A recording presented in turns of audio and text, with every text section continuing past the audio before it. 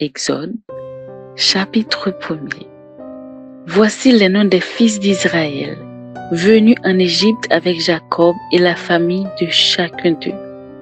Ruben, Siméon, Lévi, Juda, Issachar, Zabulon, Benjamin, Dan, Nephtali, Gad et Aser.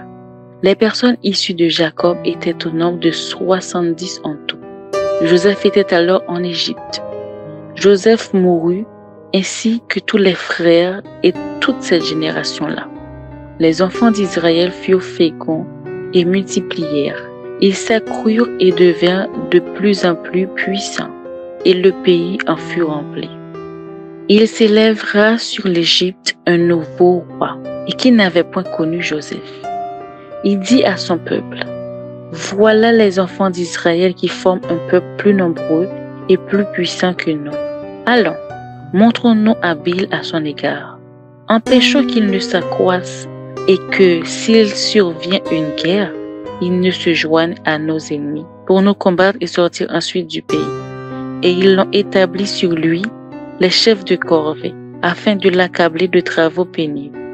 C'est ainsi qu'il bâtit les villes de Pithom et de Ramsès pour servir de magasin à Pharaon.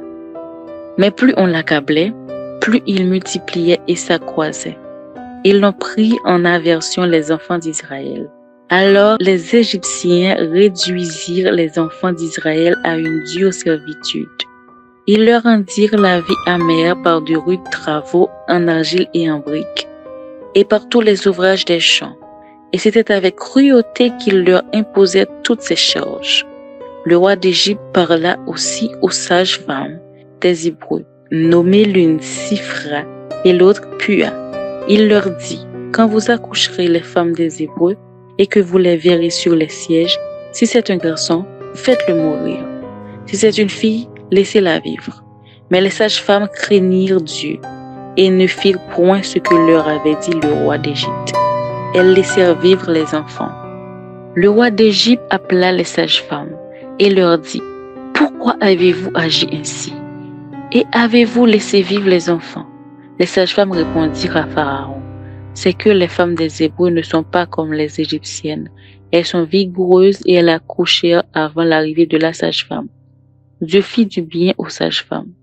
Et le peuple multiplia et devint très nombreux.